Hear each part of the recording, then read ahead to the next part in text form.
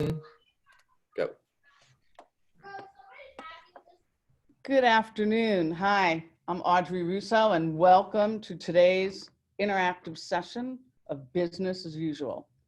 So I'm here today also with my co-host for Tech Vibe Radio and Vice President of Visibility, Jonathan Kirsting. So a few things about today's call. First, it would not have been possible with the strong support of our good friends and partners at Huntington Bank. They've stepped up to sponsor the series, and if you don't know anything about Huntington, they're actually the largest SBA lender here in southwestern Pennsylvania. I also want to thank the team at AT&T for sponsoring our ongoing public policy series. They have been long-standing partners of the councils, and I particularly want to commend their team for all that they are doing in this critical time to help give parents, students, and teachers the tools they'll need for at-home learning. They have recently donated $10 million to support this cause. And as a quick programming update for tomorrow's call, we will be joined by Dr. Kelly Hunt, District Director of the SBA. Dr. Hunt has been an amazing resource for our members, and we're having her back on. So, okay, just a little bit about the technology and format for today's call. So most of you will notice that we have muted your microphones. I'd like to ask that you keep your microphones on mute throughout the call. Some of us have a lot of background noise going around us, and we want to ensure that everyone can hear our guest and speaker clearly. So with that said, we want this call to be interactive, so take note of the chat. There's a box at the bottom of your desktop, and if you have questions for our guest, please type your questions in that box along with your name and company. We will try to answer as many of these as we can. And more importantly, this section is not for advertising for your products. Please only ask questions in the box.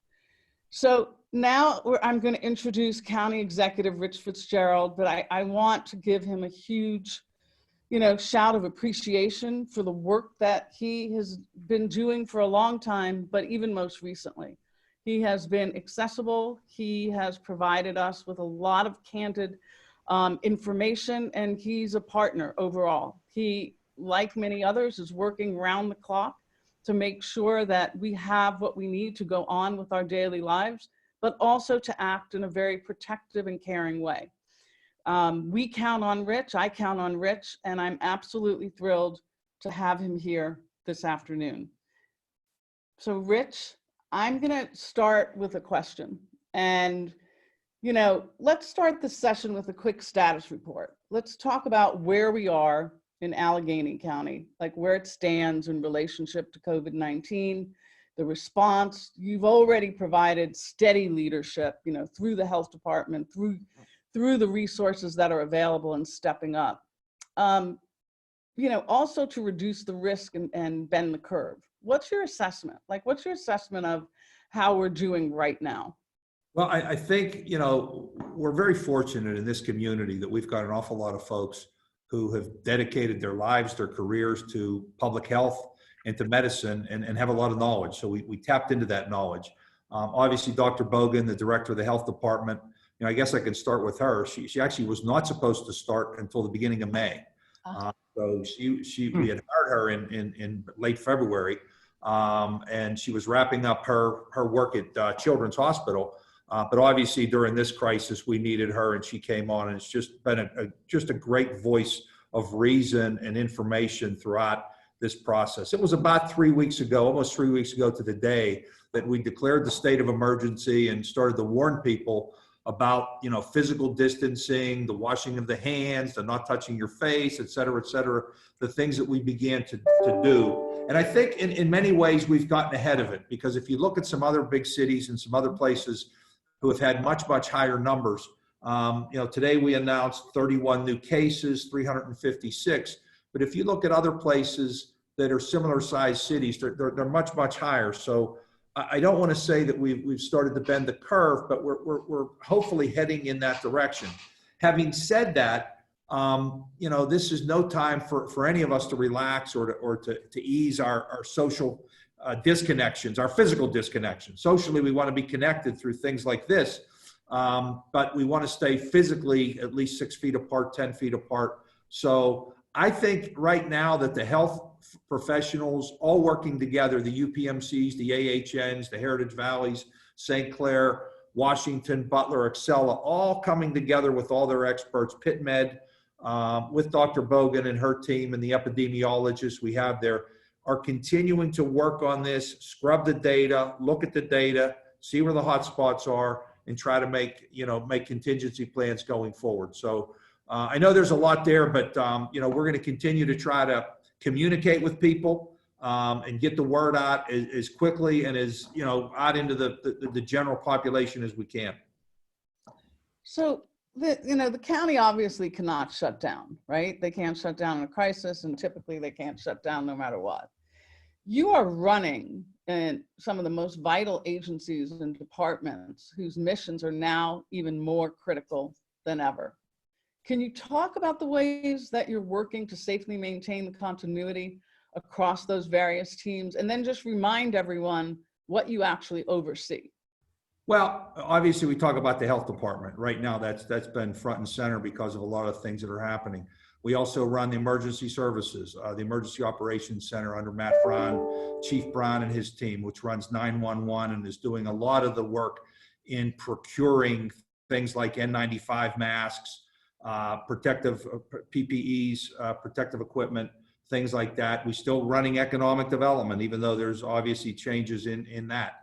The Port Authority, how Catherine Kellerman and her team are dealing with the folks that need to use transit to get places that they need to be. We still want to keep our parks open as much as we can so that people can at least get out and walk on a trail. They can bike, again, remotely, keeping away from people, but to get out and get a little bit of fresh air as we have this kind of shelter in place thing that's going on where people are supposed to stay home. Our communication department needs to stay open. Obviously, the jail needs to stay open. Our canes, we have an election coming up. So there's various departments that need to be in operation, and each department has put procedures in place where they can allow people to work at home if possible, work remotely if possible. We don't have the kind of meetings we used to have, physical meetings. People are working virtually through technology. Those type of things. We're obviously looking, the announcement that was made publicly yesterday, but we've been working on behind the scenes of the convention center as a possible place for some of the overflow that may occur if we hit some of these spikes that some of the modeling people are concerned about that might happen a few weeks or a month from now. So all of these operations need to continue. And as the government, as the county government, we're, in many ways, the last line of defense to make sure that we provide public services that people need, keep the roads open. We had landslides the other night. We had a big storm on Saturday that impacted and a lot of flooding that occurred. That would have been a big story a year or so ago before this happened, and it was almost pushed aside because it's all coronavirus, all COVID-19 all the time. So Rich, we have a really great question from Brian Iams. I'm going to let him ask it, and we'd love to get this out there. So Brian, it's all you. Hey, Brian. Thank you very much. Hey, County Executives, thanks for everything that you're doing as usual. I know this is a very challenging time for you as it is for everybody else. I just had a question. As a company like PPG in the region here, what else could we be doing, County Executives, to be helpful in this effort? We've donated masks to UPMC, AHN. We have another shipment of masks coming to some of the other area hospitals in the region, but we always like to help. So if there's anything specific that you think we could do, I'm all ears. Well, I think, yeah, that's what Matt Brown and his team, Chief Brown, have been contacting folks like yourselves. And I will tell you, we live in a special community, and during this time, I've seen nothing to even more so than normal. At the beginning, Audrey, you mentioned Huntington Bank. Susie Shipley and her team with the SBA loans, they were immediately engaged in helping people, along with FNB and Vince DeLee and that great team and PNC. So our financial folks stepped up. People like Brian, manufacturers and some of our technology companies that can possibly even produce or donate masks. Our labor unions, our painters union and our laborers, went and scoured, where they had these N95 masks in some of their places and then donated them along with MSA and so many others. So to see the corporate community who has really pitched in, Google came up with a significant donation, the foundation community. I mean, I could go on and on about the community outreach of folks who have stepped up, the sports teams, the Steelers, the Penguins, it's just the universities, coming forward. So it's one of those times when you're in this crisis situation where we all need each other. We all need to bring whatever talents or resources we have to the table. And so we'll be in touch. The one thing we do have is we've been taking donations. People could send an email into COVID-19 donations. That's COVID-19 donations at AlleghenyCounty.us. So if somebody has some things they might think could be worthwhile, just send that email in, and our folks are there to evaluate it. Great, thank you. Thanks, Brian. So your office has also been very active on the communication side, and getting important information out to residents, making sure that everyone knows about what's current. Can you talk about the communication channels that you're using and what seem to be most particularly effective right now? Yes, and I'm going to turn that over in just a minute to Amy Downs, who's sitting right here with me, 6 feet away, and I'll move aside and let her take the screen. But I mentioned this earlier, but Amy, who runs the communication department, is overseeing all the individual departments that are out there and have their own communication folks. Like the health department has individuals over there that are working on communications, kind of with, coordinating with Amy. The Port Authority, the same way. The Airport Authority, the same way. Human Services, we need to talk about that issue with the homelessness and CYF and people that need food and those type of services that are out there. So we're trying to get the word out there. And I'll give you one that I will put out there. I am still concerned that a lot of people are still congregating or not doing the physical distancing. And I brought up 3 things yesterday where I've been hearing anecdotally. Number one, out on parks, city parks, county parks, other parks where people sometimes gather a little too closely together, or they're playing basketball or playing soccer in a contact sport. As I've said yesterday, if you want to play basketball and just shoot baskets by yourself, that's fine. Or if you want to play horse, but you can't play 1-on-1, 2-on-2, 3-on-3, or 5-on-5. We can't do that.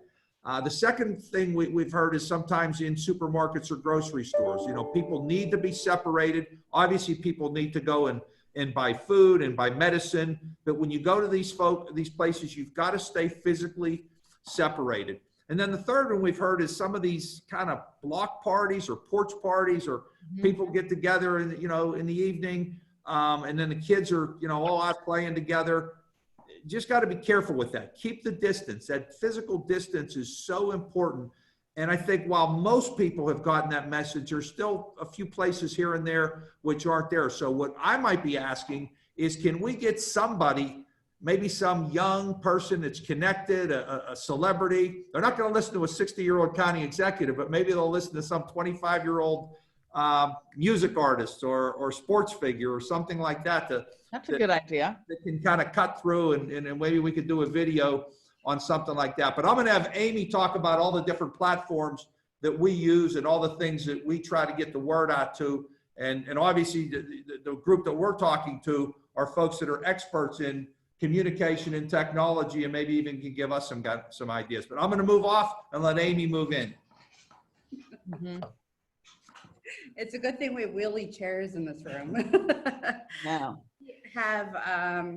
We're using a variety of platforms because frankly, we know that not everybody communicates or shares information in the same way, but the primary source of information, or the first way that we're pushing information out, is through a subscription service that we have at the county called Allegheny Alerts. And anybody in the county, and even outside of the county, can subscribe to the service. You go to www.AlleghenyCounty.us/alerts, and you set up a subscription for yourself. You choose how you receive the information. You can choose to have it texted. You can have an email received. We'll even make phone calls to you and read the alert information to you. So this is something that's very good for elderly relatives and others that perhaps don't use the kind of technology that we use today. So we push that information out. That includes an alert that goes out every day at 11 a.m. And then that same information is also being shared through the health department's Twitter account, which is at Health Allegheny, and their Facebook page, which is at Allegheny County Health. And then that information is also being shared on our social media platforms for the county, as well as the county executive's social media platforms. We have an email distribution list, and we also have a press release list. And any of the updates related to COVID that are being pushed out are going to all of those channels as well. And that also includes the media, and that we're using their channels too. So that's just a quick synopsis of how we're doing the external communications, and internally, as Rich mentioned, I'm coordinating that everything is coming up through this office to make sure that we're talking about the same things and sharing the same information, doing so in a coordinated way, because right now more than ever, we need to make it clear that we are coordinating and working together to try to address the pandemic. So we will put all that information. We tried to put some of that in the chat, but we'll get all those emails and those references and those links from you. And we'll have those out on our website and COVID website that we have, as well as in our daily updates. And I A apologize. bunch are also in the chat right now too, as we've been talking, so they're there too. Thank you. And I didn't mention the website, AlleghenyCounty.us/coronavirus is the main health department's website. And from there, there are links to the state, the CDC, the daily alert information is on there. There's a map that allows you to go online right now and see where COVID positive cases are in Allegheny County by municipality. There's a lot of other information, and we're continuing to update that. And there's a link on that page that says stay updated, and all the resources that I just mentioned are on that page as well. Okay, that's terrific. Are there questions, Jonathan, on there that are directed towards Amy? No. Okay. We do have a really good one that I think Rich should be in front of right now that I think is really important. And it's, are you getting reports as to when they think that the curve is going to start flattening? Well, we don't know. And I am in constant communication, not with just Dr. Bogan, who runs the health department, but two of her top epidemiologists, Kristen Mertz and Luann Brink, who we're so fortunate that we have people like this that have dedicated themselves to studying this. We're getting a little bit optimistic, but I don't want to get ahead of myself to say, you know, we're getting there. But I think that social distancing and the communication about washing your hands, coughing into your elbow, all those type of things that we've put out there that are so important. We need people to continue doing that. I think over the next week to 2 weeks, week to 10 days, as we see these numbers come in, there's three numbers we really focus on, obviously, is the hospitalization, the number of tests, and then the number of positive tests.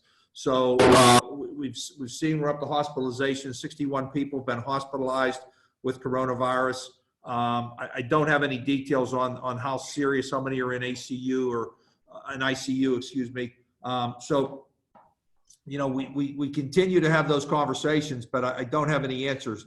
The one thing I said yesterday, I think in public, which was repeated when Dr. Fauci went on there, was this is no time to take our foot off the gas. You know, we're not out of the woods, and that this is a marathon. This is not a sprint. So I think we have a number of weeks, if not at least a month or two, to go through this and then see where we are at that point. Okay, we have a question. We have a couple of questions. One, can we unmute this? One is Simon Curtis, I believe. Yes, good question here. Can we unmute her and let her ask the question? Oh, hi. Can you hear me? You can. Perfect. How are you? Hi, how are you, Rich? Good. Thanks for being on today. My question was just about, I read about how the convention center had so many canceled, major conferences. This is millions and millions of dollars of lost revenue. And of course, that's one of the things that we're losing revenue on. But I'm wondering, is it realistic to plan for events in the fall that could draw thousands of people in attendance? What about major sports events? And do you think that people are just going to be, it might be a cultural shift? Are people going to be scared to come together? Because the virus will still be out there. I'm just wondering what your prognosis is. Well, those are all good questions. And I talked to Visit Pittsburgh folks the other day, and they've had cancellations right now through June. And I thought it was over 60 major, events, conventions, et cetera, that were already been canceled. I don't think the fall, those events that have already been scheduled those determinations have been made yet. We certainly don't know about sporting events, festivals, all the things that we have that make this community so vibrant are kind of in a holding pattern right now. And I think you're right. I think even when things get, back to quote unquote normal, whatever that's going to mean in the future, will people feel reluctant to go out? And I'll give you one that's scheduled and it probably won't be changed. On June the 2nd, we have an election day. We have a primary. Are people going to want to go out and vote? Are we going to be able to get the poll workers who work at our elections? And those of you who vote probably realize who the significant folks that sit at that table, what demographic they represent. So, we're encouraging people to vote by mail. That's maybe one aspect of an operation that can be done. But some of the conventions, are people going to want to have virtual conventions where people sit at home and discuss things? It's just not the same. We all know that. So the hotel industry, the restaurant industry, the convention, the travel industry has been probably hit as hard as any business segment during this crisis. And I don't know that any of us or any of them know where this is going to go. So that uncertainty is very difficult. In business, I think the one thing all of us would like to see is predictability and certainty. And that's the one thing right now none of us can really give to people. So we have another question here. Crystal Morrison, can she be unmuted to ask her question about testing? Crystal, are you there? Yes, I'm here. Okay. Yeah, thanks, Audrey. So I know there's another question that looks like it's similar to mine. I've heard of a number of folks that have a good number of symptoms, and they've been told by their doctors that they don't meet requirements for testing. So I'm curious if you can give us an update on the availability of testing in the county, if there's been improvements on the number, and also the turnaround time. I've heard improvements on all those areas, the turnaround time, the number of tests. I think Dr. Brink yesterday mentioned they've done over 500 per day over the last number of days. I don't know how many days that goes back, 4 or 5 days. So we've seen an increase there. You're correct. There are still some people who might have some of the symptoms, and regardless of that, sometimes don't get tested, don't go through the protocol that needs to be done. And I don't know all those, the protocol that they have to go through. What we have seen is, at this point, some of the more severe cases or severe symptoms who have been tested. And we've seen a fairly low percentage, I think lower than they probably thought, in the around 10%, 8% of the folks who were tested are coming back positive. One of the concerns is, are all of those tests, showing the actual results? There've been a concern about possibly some false negatives that have occurred for various reasons. So I think the epidemiologists are still a little unsure of some of the data and some of the testing results and the numbers that they see to know how, significant and how deeply embedded the coronavirus is in the community. We announced today we have 356 positive tests that have occurred over the last 2.5 weeks since we began running these numbers, and we'll just have to see where that goes. Thank you. Okay, so let's shift just a little bit. Can you talk a little bit, because we're, as a trade association, and we really are focused on economic development. Can you talk about your economic development team and what their focus is right now? Are there any special programs that you're rolling out, or are there things that we should be thinking about for the smaller business community, and particularly tech and innovation startups? Yeah, I think that's really an important aspect, because obviously some folks are able to not only continue to work, but they're going to be an important part of the recovery. And you think about companies like Respironics that are ramping up production, that could be possibly making ventilators, and other folks who are making the components that go into that, whether it's the masks or the whatever we're going to need. We talked about the convention center and building out all the things that are going to occur there. So some of the businesses that are out there and are operating are vital you know, we've got to keep our infrastructure running. You've got to keep utilities and the electrical grid and all those things need to continue. So there are companies out there that can work in a remote way or in a much safer way with physical distancing that continue to do that. On the other aspect of things that maybe people don't fall into that category, we're certainly through our economic development department and Lance Chimka, we're getting the word out through things like SBA, through things like unemployment compensation, all the things that have happened with the stimulus package that the U.S. Congress and the federal government passed last week, that $2 trillion package that's out there. And a lot of that goes through the state and through the economic development folks, Dennis Davin, Secretary Davin, and Governor Wolf's team. They're working through a lot of that. So there's a lot of coordination that's going on there. So I would just encourage some of the businesses to contact our economic development department, Lance and his team, and see if we can be of any help. There's some additional funding that's come through with CDBG, Community Development Block Grant funding, and SBA loans. You mentioned Huntington Bank, and that, you know, they're one of the largest who do those things. So trying to get folks through this time, which we hope is, you know, just a number of months, so that when we come out on the other side of this, you know, business is able to recover and in many ways be better than flourish in where we're going to be. So we have a question. Maybe Brian, you can unmute Trisina Cash. It's more of a positive question there. Trisina, are you there? Yes. Can you hear me? Yes, perfect. Excellent. Good morning, everybody. I was wondering if you could tell us the number of coronavirus patients who have recuperated. You know that that happens with but it's not a number that's been reported. It's not a number that's been reported as much as the number of cases. Can you hear that, Rich? I cannot. All right, I will restate it. Okay. Essentially what she's asking is, are any reports of the number of people have recovered from the virus?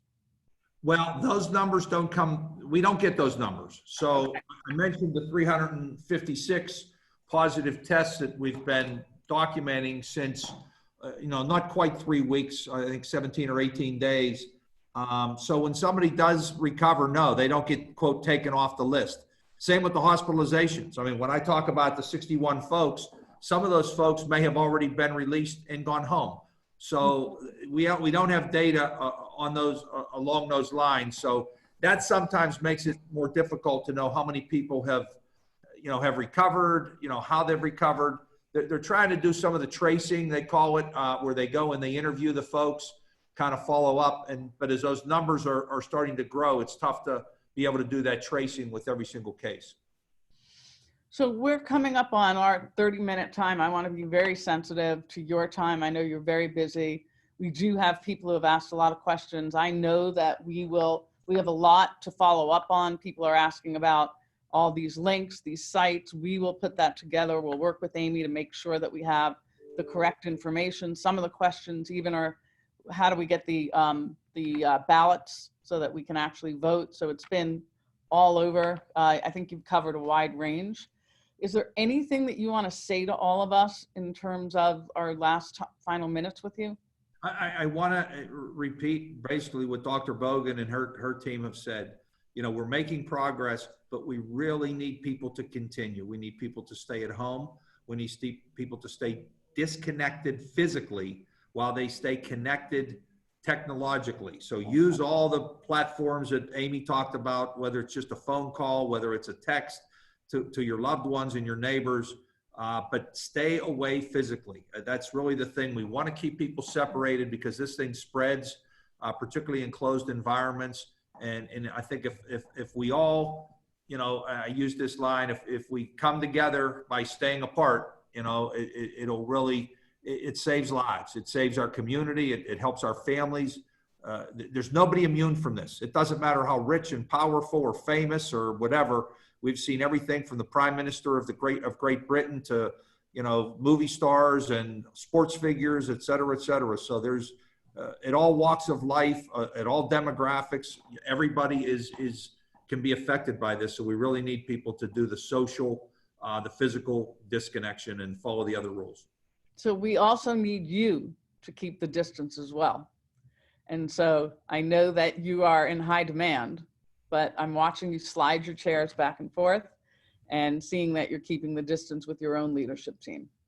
Yeah, we're trying, and our team is in here every day. The county manager, Willie McCain, my chief of staff, Jennifer Liptak, you saw Amy, but we're staying away from each other. We're in the same building, but we're across the room, across from each other, and they're doing just a yeoman's job of keeping things running, getting the communication, working with all the different partners that we work with all the time. We're just doing it in a different way. Most of you, a lot of you have been in this conference room where I'm having this meeting. We've had one meeting that hasn't been on a conference call over the last couple of weeks. So this is a room that almost all day long is people coming in and out, and it's just changed. And I think I'm no different than anybody else. We're all changing how we're doing business, how we're communicating. It's a new world that we're entering, and we all just need to adjust. So Rich, I got one last question for you. Yeah, Jonathan. While you're washing your hands for 20 seconds, what song's going through your head to make sure you get that 20-second scrub?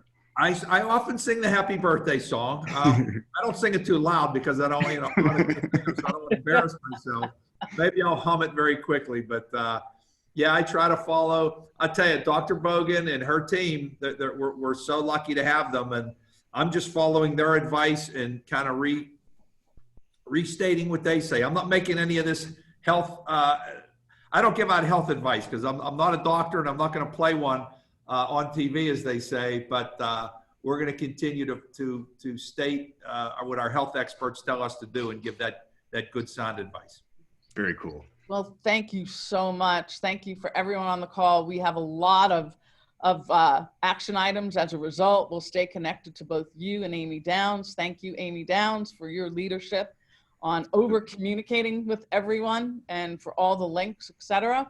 Tomorrow, we actually, stay tuned, we have Dr. Kelly Hunt from the SBA, and she was with us last week, so she'll have more info for us tomorrow. And a huge thanks to Huntington Bank and AT&T for making this series possible and believing in the work that we're trying to do always on behalf of this community. So thank you, Rich. Thanks, guys. Thank you, Rich. You're the best. Talk to you soon. Bye now.